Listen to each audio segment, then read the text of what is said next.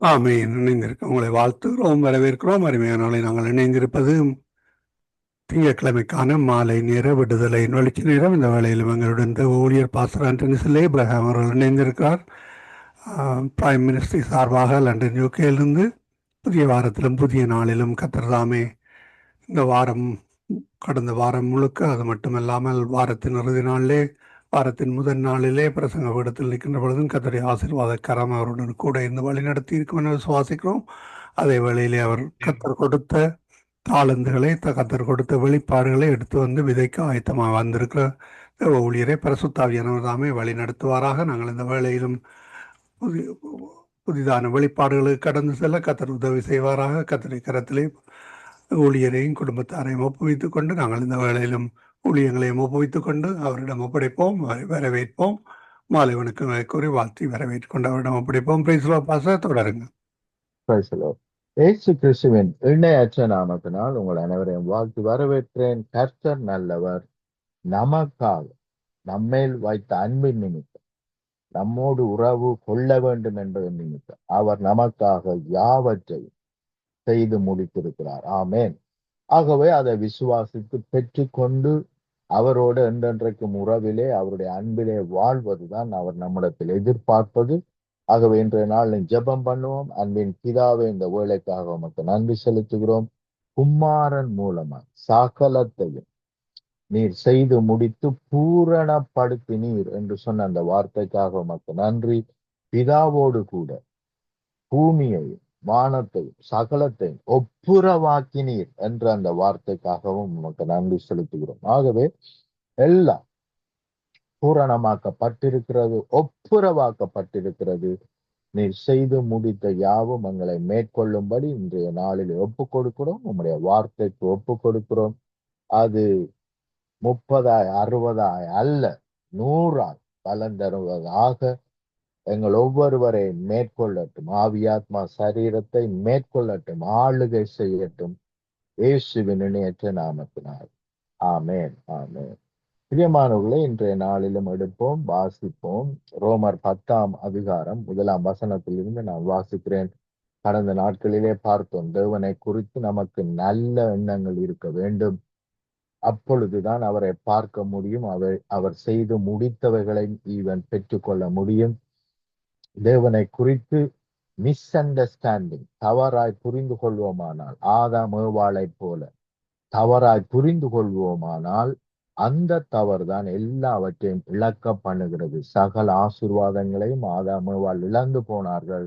ஏனென்றால் தேவனை குறித்த நல்ல எண்ணம் அவர்களுக்கு இருக்கவில்லை. தேவன் எல்லாவற்றையும் எனக்கு கொடுத்து விட்டார், அவர் கொடுப்பதற்கு எதுவும் இல்லை, எனக்கு தேவையான எல்லாவற்றையும் சம்பூரணமாய் கொடுத்து விட்டார். இனி நான் கிரியை செய்து எதையும் பெற்றுக்கொள்ள வேண்டிய அவசியம் இல்லை, அவருடையதெல்லாம் என்னுடையவைகளாய் இருக்கிறது என்ற அறிவில்லாமல் தேவன் இந்த ஒரு காரியத்தை நமக்கு தவறவில்லை.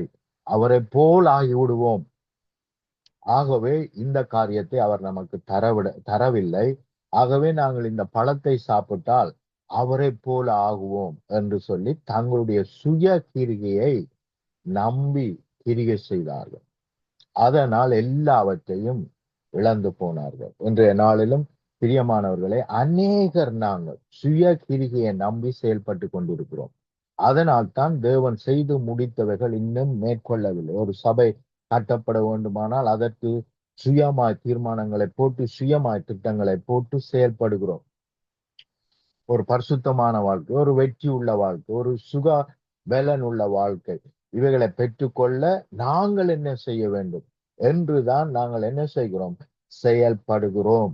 ஆனால் அவர் செய்து முடித்தார், அவர் என்னை பூரணமாக்கினார், ஒரே பலியினால் என்றென்றைக்கு நான் பூரணமாக்கப்பட்டிருக்கிறேன் என்பதை விசுவாசித்தாலே நான் விடுதலை ஆவேன். வேதம் தெளிவாக சொல்லுகிறது, நீ கிரியை செய்து விடுதலையாக என்று சொல்லவில்லை, அல்லது விடுதலைக்காக கிரியை செய்ய என்று சொல்லவில்லை. விசுவாச கிரியை செய், பெற்றுக்கொண்டோம் என்று விசுவாசி, தேவன் பூரணப்படுத்தினார் என்று விசுவாசி. பூரணமாய் எல்லா இருளின் ராஜ்யத்தின் எல்லா விதமான வல்லமைகள், பலவீனங்கள் எல்லாவற்றிலும் இருந்து என்னை விடுதலை ஆக்கினார். பலவீனம் எனக்குள்ள இருக்கு இருக்கு இருக்கு என்று நினைக்கும் வரைக்கும் அது நம்மை விட்டு போகாது. அதனால்தான் தேவன் சொன்னார், சத்தியத்தை அறியுங்கள், செய்து முடித்து விட்டேன் என்று அறியுங்கள், என்னுடைய பலனை உங்களுக்கு கொடுத்து விட்டேன் என்று அறியுங்கள், அப்பொழுது நீங்கள் விடுதலை ஆவீர்கள். சத்தியத்தை அறியுங்கள், அப்பொழுது நீங்கள் விடுதலை ஆவீர்கள். ஹல்லேலூயா. இன்றைய நாளும் ரோமர் 10ஆம் அதிகாரத்திலே 1ஆம் வசனத்திலிருந்து நாங்கள் வாசிக்க போகிறோம். சகோதரரே, இஸ்ரவேலர் ரட்சிக்கப்பட வேண்டும் என்பதே என் இருதயத்தின் விருப்பமும் நான் தேவனை நோக்கி செய்யும் விண்ணப்பமுமாய் இருக்கிறது. தேவனை பற்றி அவர்களுக்கு வைராக்கியம் உண்டென்று அவர்களை குறித்து சாட்சி சொல்லுகிறேன். அப்ப யூதரை நல்லா அறிந்து தெரிந்து அவர்களோடு யூதருக்கு யூதராய் இருந்த போல் சொல்லுகிறார், அவர்களுக்கு என்ன இருக்கிறது? தேவனை குறித்த வைராக்கியம் இருக்கிறது என்று நான் அவர்களை குறித்து சாட்சி கொடுக்கிறேன். அநேக வேளைகளிலே நமக்கு தேவனை குறித்து வைராக்கியம் இருக்கிறது. யாராவது நம்ம தேவனை குறித்து தவறா சொன்னா என்ன வருது? சூடேறுது, கோபம் வருது. ஏனென்றால் வைராக்கியம் இருக்கிறது. ஆகிலும் அது அறிவுக்கேற்ற வைராக்கியம் அல்ல. எப்படி என்றால் அவர்கள் தேவ நீதியை அறியாமல், இதுதானுங்க பெரிய ப்ராப்ளம் நமக்கு. தேவ நீதி என்ன என்பதை நாங்கள் அறிய வேண்டும். தேவ நீதி என்றால் என்ன, சுய நீதி என்றால் என்ன, இது மிக மிக முக்கியம். இதை அறிஞ்சிட்டோம் என்று சொன்னால் நிச்சயமாய் இலவசமாக இனாமாக எந்த ஒரு கிரிகை நடப்பிக்காமல் விசுவாச கிரிகை மாத்திரம் என்று சொன்னால் அவரை நம்பி மாத்திரம் நாங்கள் செயல்படும் பொழுது இவைகளெல்லாம் நம்மை நிச்சயமாய் மேற்கொள்ளும். ஆமென். அப்ப கவனியுங்கள், தேவன் நம்மிடத்தில் எதிர்பார்த்த ஒரே ஒரு கிரிகை விசுவாச கிரிகை. நம்முடைய சுய கிரிகையை அவர் என்ன செய்யவில்லை? எதிர்பார்க்கவில்லை. ஒரு விடுதலையை பெறுவதற்காக நாங்கள் சுய கிரிகை செய்ய வேண்டும் என்று அவர் விரும்பாமல், அவர் தன்னுடைய கிரியை, இயேசு கிறிஸ்துவனுடைய கிரிகையை விசுவாசித்தால் அது நம்மை மேற்கொள்ளும். எப்படி எனில் அவர்கள் தேவ நீதியை அறியாமல் தங்கள் சுய நீதியை நிலைநிறுத்த தேடினபடியினால் தேவ நீதிக்கு கீழ்ப்படியாதிருக்கிறார்கள். அப்ப இது மிக முக்கியமான ஒரு ப்ராப்ளம். அவர் ஜெபிச்சு கொண்டிருக்கிறார். ஆனா அவர் என்ன சொல்றாருண்டா, இப்படி அவர்கள் இருக்கிறபடியினால் அவர்கள் என்ன செய்யவில்லை? சரியான அறிவிலே தேவ நீதியிலே செயல்படாமல் தங்களுடைய சுய நீதியிலே செயல்பட்டபடினால், இன்னொரு விதத்திலே சொன்னால் அவர்கள் எப்படி மனிதர்கள் செயல்படுவார்களோ அப்படித்தான் தேவனை நினைக்கிறார்கள். ஒரு தவறு செய்தால், ஒரு தகப்பன் ஒரு பிள்ளை தவறு செய்தால் அந்த தகப்பன் அவனை என்ன செய்கிறார்? கண்டிக்கிறார். ஆனால் இப்படித்தான் தேவன் செயல்படுவார் என்று நாங்கள் என்ன செய்கிறோம்? நினைக்கிறோம். இது நம்முடைய நீதி. ஆனால் தேவ நீதி அது அல்ல என்பதை நாங்கள் என்ன செய்யாமல் இருக்கிறோம்? புரியாமல் இருக்கிறோம். நாங்கள் பிளவிடும் பொழுதெல்லாம் நாங்கள் பிசாசுக்கு இடம் கொடுக்கிறோம். பிசாசனுடைய ஆட்சி மேற்கொள்ளுகிறது. அதனால் நமக்கு தீங்கு வருகிறது. பிசாசானவன் கொல்லவும் அழிக்கவும் திருடவும் வருகிறான். ஆகவே நாங்கள் அவனுக்கு இடம் கொடுக்கும் பொழுது அவனுடைய ஆட்சிக்கு கீழே வருகிறோம். அவன் ஆளுகை செய்கிறவனாய் மாறுகிறான். அப்பொழுது அவனுடைய ஆட்சிக்கு கீழே நாங்கள் வரும் பொழுது கொல்லுதல், அழித்தல், திருடல் ஆட்டோமேட்டிக்கா எங்களுடைய வாழ்க்கையிலே நடக்கிறது. ஏனென்றால் நாங்கள் அதுக்கு ஒப்பு கொடுத்து விட்டோம். அந்த கிரிகைகள் நம்ம நடக்கும்படி, நம்முடைய வாழ்க்கையில நடக்கும்படி நாங்கள் ஒப்பு கொடுக்கிறோம். ஆனால் நம்முடைய சுய கிரியை சாராமல் தேவன் எனக்காக செய்து முடித்தார், என்னை பரிசுத்தவான் ஆக்கினார். இன்றைக்கு நீங்கள் பார்க்கிற எந்த குறைவும், உண்மையை சொல்ல போனால் சத்தியத்தின்படி தேவன் அதை நிறைவாக்கி விட்டார், அதை பூரணமாக்கி விட்டார். உங்களுடைய சரீரமா இருக்கட்டும், உங்களுடைய பைனான்ஸா இருக்கட்டும், உங்களுடைய ஆவிக்குரிய வாழ்க்கையா இருக்கட்டும், சபையின் வாழ்க்கையா இருக்கட்டும், ஈவன் தேசமா இருக்கட்டும், தேவன் இவை யாவற்றிற்கு இந்த தேசம் தேவனை அறியத்தக்கதாக, எல்லா தேசங்களும் தேவனை அறியத்தக்கதாக, எல்லா தேசங்களும் தேவனை அவருடைய ராஜ்யத்தை பெற்றுக்கொள்ளத்தக்கதாக, எல்லா ராஜ்யத்தில் இருக்கிறவர்கள் சகலரும் விடுதலையை பெற்றுக் கொள்ளத்தக்கதாக தேவன் சகலத்தையும் செய்து முடித்தார். இனித்தான் செய்ய வேண்டிய அவசியம் இல்லை. அது நம்முடைய கிரிகையினால் அல்ல, நம்முடைய ஜெபத்தினால் அல்ல, ஏற்கனவே செய்யப்பட்டாயிற்று. ஏற்கனவே அவைகள் ஆயத்தம் பண்ணப்பட்டிருக்கிறது. ஆகவே நாங்கள் கமாண்ட் பண்ணினால், நாங்கள் பேசினால் அவைகள் வந்து மேற்கொள்ளும். அநேகர் கடந்த சில மாதங்களிலே, கடந்த மாதத்திலே ஒரு சகோதரன் சொன்னார், அவருக்கு தெரிந்தவர்கள் என்ன செய்வதில்லை, ஜபிப்பதில்லை. ஏனென்று கேட்டால் இயேசு எல்லாம் செய்து முடித்து விட்டார், ஆகவே நான் ஜபிக்க வேண்டிய அவசியம் இல்லை. இப்படியாக நாங்கள் தவறாக புரிந்து கொள்கிறோம். இயேசு செய்து முடித்தது உண்மை, ஆனால் நாங்கள் அதை கமாண்ட் பண்ணி டிமாண்ட் பண்ணி பெற்றுக்கொள்ள வேண்டும்.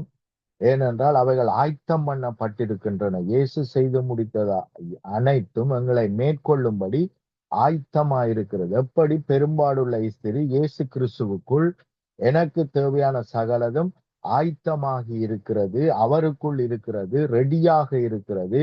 எந்த நிமிஷமும் நான் அவரோடு ஒரு இணைப்பை ஏற்படுத்தி கொண்டால், அவருடைய வசனத்தினால் ஜெபத்தினால் நான் இணைப்பை ஏற்படுத்தி கொண்டால் நான் அதை பெற்றுக்கொள்வேன் என்று சொல்லி அந்த சகோதரி என்ன செய்தாள், அவருடைய ஆணை நுனியை தொட்டு நான் பெற்றுக்கொள்வேன் என்று விசுவாசித்தாள், உள்ளத்திலே அறிக்கை பண்ணினாள்.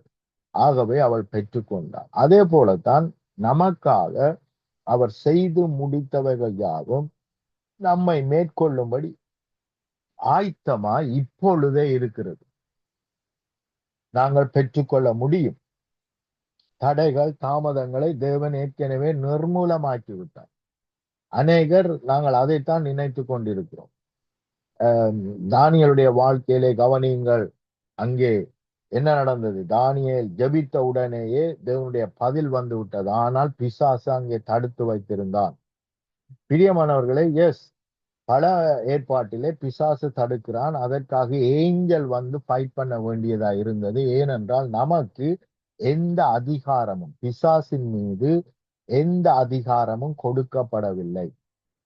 ஆனால் இப்பொழுதோ நமக்கு சகல அதிகாரங்களும், கவனிங்கள், எடுப்போம், வாசிப்போம். லூக்கா 10ஆம் அதிகாரம் 19வது வசனம் இப்படி சொல்லுகிறது, இதோ சர்ப்பங்களையும் தேள்களையும் மிதிக்கவும் சத்ருவனுடைய சகல வல்லமையும், கவனியுங்கள், சத்ருவனுடைய சகல வல்லமையும். அப்ப ஒன்று கூட என்ன செய்யல, விட்டு வைக்கலாம். சகல வல்லமையும் மேற்கொள்ளவும் உங்களுக்கு அதிகாரம் கொடுக்கிறேன். ஒன்று உங்களை சேதப்படுத்த மாட்டாது, எந்த பிசாசும் சேதப்படுத்த மாட்டாது. ஆனால் கவனியுங்கள், சில பேருக்கு அனுபவம் உண்டு. என்ன அனுபவம் என்று சொன்னால், லண்டன்ல நடந்த உண்மை சம்பவத்தை சொல்லுகிறேன். ஒரு ஊழியக்காரன் என்ன செய்கிறார், ஒரு பிசாசினால் ஆட்கொள்ளப்பட்ட ஒரு வீட்டுக்கு போய் அங்கே என்ன செய்கிறார், அங்கே விடுதலைக்காக ஜெபிக்கிறார். ஆனால் எப்பொழுதெல்லாம் அங்கே ஜெபிக்கிறாரோ அவருடைய வீட்டிலே சாடிகள் விழுந்து உடையும், வீட்டில கண்ணாடிகள் விழுந்து உடையும். அப்ப நிறைய பிசாசின் கிரிகள் அவருடைய வீட்டிலே நடக்கும். ஆகவே அவர் 1-2 தரம் இதை மானிட்டர் பண்ணி பார்த்துட்டு அவர் என்ன செய்தார், இனிமேல் அங்க போகக்கூடாது, அங்க போனா இந்த வீட்டுல பிரச்சனை வருது என்று சொல்லிவிட்டு அவர் என்ன செய்து விட்டார், போவதை நிறுத்தி விட்டார்.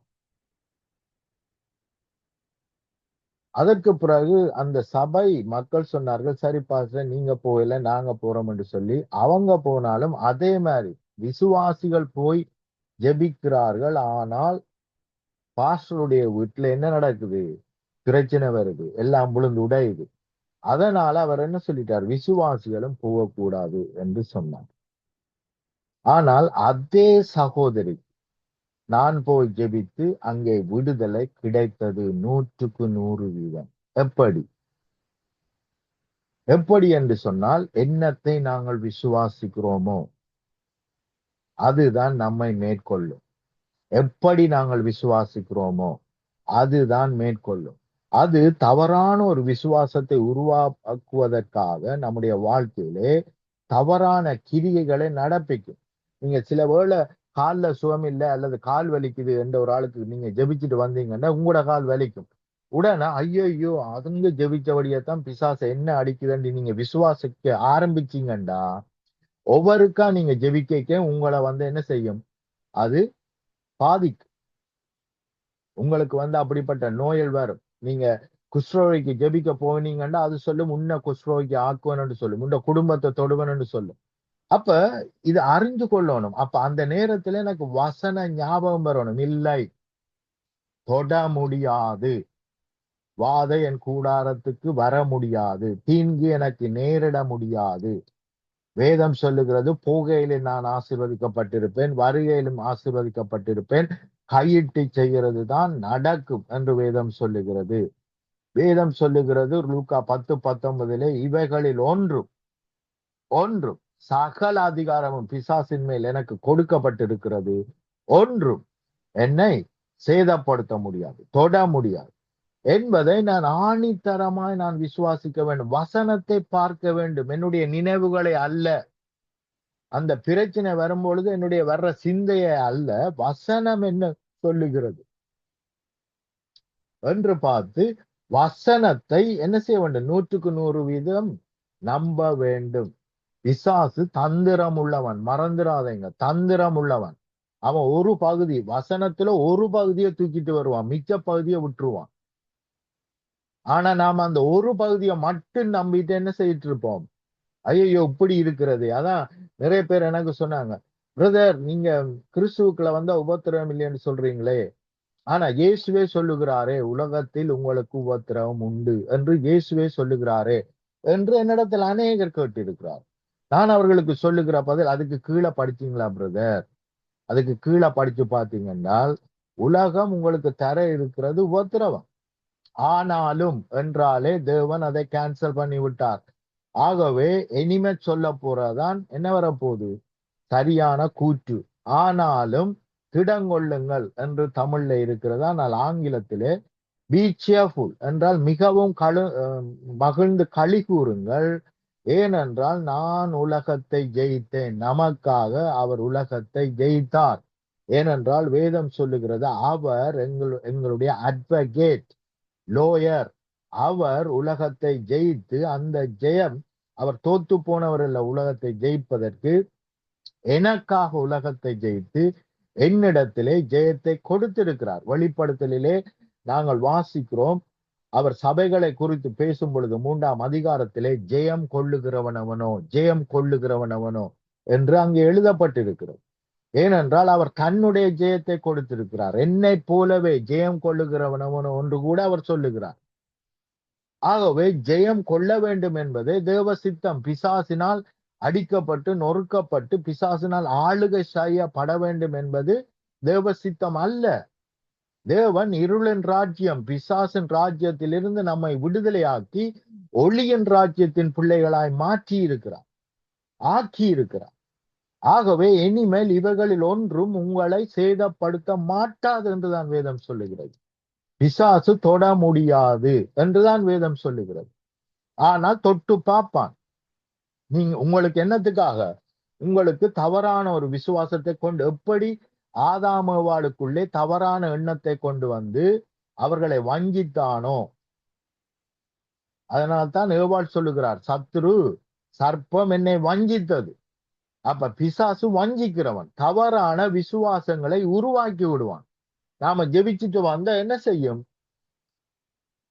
நமக்கு எங்கேயோ நோகிற மாதிரி தெரியும். உடனே என்ன செய்யக்கூடாது, ஐயோ பிசாசு வந்துட்டானே, என்ன அமர்த்துறானே என்று நினைக்க கூடாது. அப்ப அவனுக்கு வல்லமை இருக்கு, என்ன சுயநத்துக்குள்ள கொண்டு போறதுக்கு வல்லமை இருக்கு, என்ற உடம்ப தாக்குறதுக்கு அவனுக்கு வல்லமை இருக்கு என்று விசுவாசிக்க கூடாது. அப்படி விசுவாசித்தால் அங்கே கிரியை செய்வான். அவன் அப்படியாய் தவறாய் விசுவாசிக்க வேண்டும் என்பதற்காகவே இப்படிப்பட்ட கிரிகைகளை செய்கிறான்.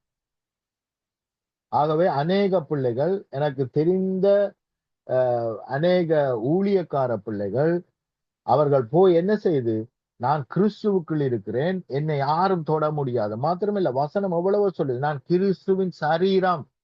அப்ப கிறிஸ்துவின் சரீரத்தை எப்படி பிசாசு தொட முடியும்? அவருடைய கண்மணியா இருக்கிறேன், எப்படி பிசாசு தொட முடியும்? அவருடைய மனவாட்டியா இருக்கிறேன், எப்படி பிசாசு தொட முடியும்? அப்போஸ்தலர் 17ஆம் அதிகாரம் 28வது வசனம், அவருக்குள் அசைகிறேன், அவருக்குள் ஜீவிக்கிறேன், அவருக்குள் இருக்கிறேன். அப்ப எப்படி பிசாசு தொட முடியும்? வேதம் என்ன சொல்லுகிறது? பிசாசுக்கு இடம் கொடுக்காதிருங்க, இடம் கொடுத்தா தான் தொடுவன் என்று வேதம் தெளிவாக சொல்லுகிறது. யாக்கோப்பு 4ஆம் அதிகாரம் 7ஆம் வசனம். பிசாசுக்கு எதிர்த்து நில்லுங்கள், அப்பொழுது அவன் ஓடி போவான். அப்ப அவன் உங்களை தொடுவான், உங்களை மேற்கொள்ளுவான் என்று வேதம் சொல்லவில்லை. ஆனால் நாங்கள் இவைகளை நம்புகிறோம். ஏனென்றால் அவன் அப்படியாக நமக்கு காண்பிக்கிறான். இயேசுவிடத்திலே வந்த பிசாசும் இப்படியாக அநேக காரியங்களை பேசின. நீர் குதியும், அப்பொழுது தேவதூதர்கள் வந்து உம்மை கைகளிலே, கால்கள் படிக்கு கைகளிலே உம்மை தாங்கி கொண்டு போவார்கள் என்று அவன் பொய் சொல்லுகிறான். ஏனென்றால் வேணுமென்று குதித்தால் தேவதூதர்கள் வந்து காப்பாற்றுவார்கள் என்பதாக அங்கே எழுதப்படவில்லை. அப்படி நான் செய்வேனானால் நான் தேவனை பரீட்சை பார்க்கிறேன். ஆனால் இங்கே பிசாசு வேணுமென்று குதி, வேதம் சொல்லுதல்ல, குதி குதி என்று சொல்லுகிறான். அவன் வஞ்சிக்கிறவன். அப்ப அதை அறிந்து கொள்ள வேண்டும். மாத்திரமல்ல, நாங்கள் சாதாரணமா இருக்கும்படி அல்ல, நாங்களுடைய தேவனுடைய பிள்ளைகள் நாங்கள் என்று சொல்லிட்டு என்ன செய்யாமல், நாங்கள் யார் என்பதை அறியாமல் இருக்கும்படி அல்ல. மிகவும் முக்கியம், நாங்கள் யுத்த வீரர்கள், தேவனுடைய சேனை, யுத்த வீரர்கள், பிசாசை துரத்துகிறவர்கள், பிசாசின் கிரிகைகளை அழிக்கிறவர்கள். நாங்கள் தேவனுடைய பிள்ளைகள் என்று சொல்லிவிட்டு இன்றைய நாளில் இருக்கிறது போல ராஜாக்களுடைய பிள்ளைகள் ஒன்றும் செய்யற இல்லை, சோமரி மாதிரி உட்கார்ந்து இருக்கிறாங்க வீட்டுல. ஆனால் அந்த தேசத்தின் போலீஸ் தான் என்ன செய்யுது? அந்த தேசத்தை பாதுகாக்குது. ஆனால் அப்படி அல்ல. தேவனுடைய பிள்ளைகள் என்று நாங்கள் வரும் பொழுது ஏனோ ஆடி பாடி தேவனுக்கு நன்றி செலுத்தி தேவனை வர்ஷிப் பண்ணிட்டு போவதற்காக அல்ல. நமக்கு என்ன இருக்கிறது? யுத்தம் இருக்கிறது. மாமிசத்தோடும் இரத்தத்தோடும் எங்களுக்கு யுத்தம் அல்ல, ஆனால் ஆவிக்குரிய சகல ஆவிகளோடும் நமக்கு என்ன இருக்கிறது? வானமண்டலத்து பொல்லாத ஆவியோடு நமக்கு யுத்தம் இருக்கிறது என்று சொன்னால், அவர்கள் தங்களுடைய ராஜ்யத்தை இந்த பூமியிலே எஸ்டாப்ளிஷ் பண்ணாதபடிக்கு அவைகளை துரத்த வேண்டியது, அவர்களுடைய கிரிகளை நிர்மூலமாக்க வேண்டியது நம்முடைய கடமை. நமக்கு அதுக்குத்தான் நமக்கு அதிகாரம், வல்லமை கொடுக்கப்பட்டிருக்கிறது. அதற்குத்தான் அவர் எழுதுகிறார். என்ன எழுதுகிறார்? இந்த கவசத்தை, யுத்த கவசத்தை என்ன செய்யுங்கள்? சர்வாயுத வர்க்கத்தை என்ன செய்யுங்கள்? அணிந்து கொள்ளுங்கள். நாம சும்மா இருக்க போறோம்னா நாம ஏன் இதெல்லாம் அணிந்து கொள்ளணும்? நாம ஏன் அணிந்து கொள்ளணும் என்றால் நமக்கு யுத்தம் இருக்கிறது. ஆமேன். பிசாசுக்கு எதிர்த்து நிற்க வேண்டி இருக்கிறது. அவனுடைய தந்திரங்கள், இவர் பவுல் எழுதும் பொழுது அவனுடைய தந்திரங்கள் நமக்கு தெரியாதவைகள், நாம் அறியாதவைகள் அல்லவே என்றால் அவன் எப்படியெல்லாம் வருவான், எப்படியெல்லாம் பொய் சொல்லுவான், எப்படியெல்லாம் கிரிய நடப்பிப்பான் என்பதை நாங்கள் அறிந்திருந்தால் நாங்கள் நிச்சயமாய் இடம் கொடுக்க மாட்டோம். எனக்கு தெரியும், சமீபத்திலே ஒரு சகோதரி இந்தியாவில இருந்து எனக்கு என்னோடு தொடர்புல இருக்கிறாங்க. அவங்க சொன்னாங்க, யாருக்கெல்லாம் ஒரு சகோதரி பயங்கர கட்டில இருந்தாங்க பாஸ்டர், அவங்களுக்கு ஜெபிச்சேன், அவங்களுக்கு விடுதலை கிடைச்சிட்டுது, ஆனா அடுத்த நிமிஷமே எனக்கு என்ன செய்யிட்டுது? பிடிச்சிட்டுது என்று சொல்றாங்க.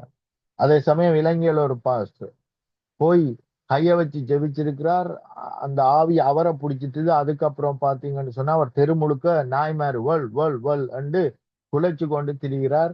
அவருடைய மனைவி என்ன செய்தார்கள்? எனக்கு டெலிபோன் பண்ணி, பாஸ்டர் தெருவில குலைச்சிட்டு ஓடிட்டு இருக்கிறாங்க, ஜெபம் பண்ணுங்கன்னு சொல்லி கேட்டாங்க. ஜெபம் பண்ணினோம். அந்த நிமிஷமே அவர் பூரணமாய் விடுதலையாக்கப்பட்டார். ஹalleluya. அப்ப ஏன் நடக்குது பிரியமானவர்களே? கவனியுங்கள். ஒரு ஆளை அது அட்டாக் பண்ணுது, ஆனா இன்னொரு ஆளால அது விடுதலையாகுது. ஏன் என்று நாம கேள்வி கேட்கணும். சரியாக நம்முடைய அதிகாரம் என்ன, நமக்கு கொடுக்கப்பட்ட வல்லமை என்ன, நாம் யாருக்குள் இருக்கிறோம், நாம் யாராக செயல்படுகிறோம் என்பதை அறிந்தால் நிச்சயமாய் பிசாசை மேற்கொள்ள முடியும். கவனியுங்கள், முழு பேரும் இஸ்ரவேல் ஜனங்கள், சவுல் எல்லாரும் கோலியாத்துக்கு பயந்து போய் இருக்கிறார்கள், இன்க்ளூடிங் அவனுடைய பிரதர்ஸ், தாவீதனுடைய பிரதர்ஸ் எல்லாருமே பயந்து போய் இருக்கிறார்கள். யாருக்குமே துணிவில்லை. கோலியாத்தை மேற்கொள்ளுவோம், நாங்கள் யார், தேவன் எப்படியாய் எங்களோடு உடன்படிக்கை பண்ணி இருக்கிறார், தேவனுக்குள் நாங்கள் எப்படிப்பட்டவர்களாய் இருக்கிறோம், எப்படிப்பட்ட அதிகாரம் வல்லமை நமக்கு கொடுக்கப்பட்டிருக்கிறது என்பதையெல்லாம் அறியாதவர்களாய், தெரியாதவர்களாய் சவுலும் அவனோடு கூட இருந்த அத்தனை சோல்ஜர்ஸும், வீரர்களும், யுத்த வீரர்களும் இருந்தார்கள். ஆனால் தாவீது சிறிய பையனாய் இருந்தாலும் தேவன் யார், அவர் நம்மோடு பண்ணின உடன்படிக்கை என்ன, தேவனுக்குள் நாங்கள் யாராய் இருக்கிறோம் என்பதையெல்லாம் அறிந்திருந்தபடியினால் அவன் சொல்லுகிறான், உடன்படிக்கை இல்லாத இந்த பெலிஸ்தன் யார்? ஏனென்றால் தேவன் ஒரு எந்த கண்ட்ராக்டும் இல்லை, எந்த உடன்படிக்கையும் இல்லை. ஆகவே தேவன் அவனை பாதுகாக்க மாட்டார். அவன் மரணத்துக்கு ஒப்புவிக்கப்பட்டிருக்கிறான். தேவன் ஒருபொழுதும் அவனை பாதுகாக்க மாட்டார், ஆனால் என்னை பாதுகாப்பார் என்று, தன்னை பாதுகாப்பார் என்று தாவீது நம்பினான். ஏனென்றால் உடன்படிக்கையின்படி தேவன் என்னை பாதுகாப்பார், தேவன் என்னுடைய பாதுகாப்பாய் இருக்கிறார், தேவன் என்னுடைய அடைக்கல பட்டணமாய் இருக்கிறார், தேவன் எனக்காக யுத்தம் பண்ணுகிறவராய் இருக்கிறார். ஏனென்றால் என்னோடு கூட உடன்படிக்கை பண்ணி இருக்கிறார். நான் சாதாரண மனுஷன் அல்ல, நான் தேவனுடைய சேனை. இதைத்தான் தாவீது சொல்லுகிறான். தேவனுடைய சேனையை நிந்திக்க இந்த உடன்படிக்கை இல்லாத பெலிஸ்தன் யார் என்று தாவீது கேட்கிறான். அப்ப எல்லா ஜனங்களையும், முழு இஸ்ரவேல் ஜனங்களையும் அவன் எப்படி பார்க்கிறான்? தன்னை மாத்திரமல்ல, முழு இஸ்ரவேல் ஜனங்களையும் தேவனுடைய சேனையாக தாவீது பார்க்கிறான். ஆனால் மற்றவர்களோ, இஸ்ரவேலர்களோ தங்களை வெட்டுக்கிளிகளாக பார்த்தார்களே அல்லாமல் தேவனுடைய சேனைகளாய் பார்க்கவில்லை.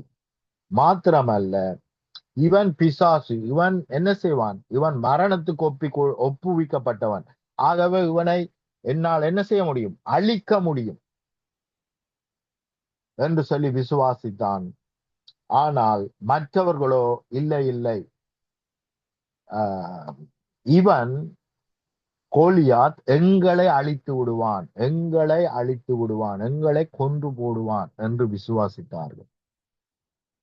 ஆகவேதான் யாரும் யுத்தத்துக்கு போகவில்லை, பயந்து போயிருந்தார்கள். பிசாசு, இன்னொரு விதத்திலே சொன்னால் பிசாசு மேற்கொள்ளாதபடிக்கு, பிசாசை துரத்தாதபடிக்கு அவர்கள் பயந்து போயிருந்தார்கள். ஆனால் சாதாரண ஒரு சின்ன யுத்த அனுபவம் இல்லாத ஒரு தாவீது, ஒரு பையன் என்ன செய்கிறான்?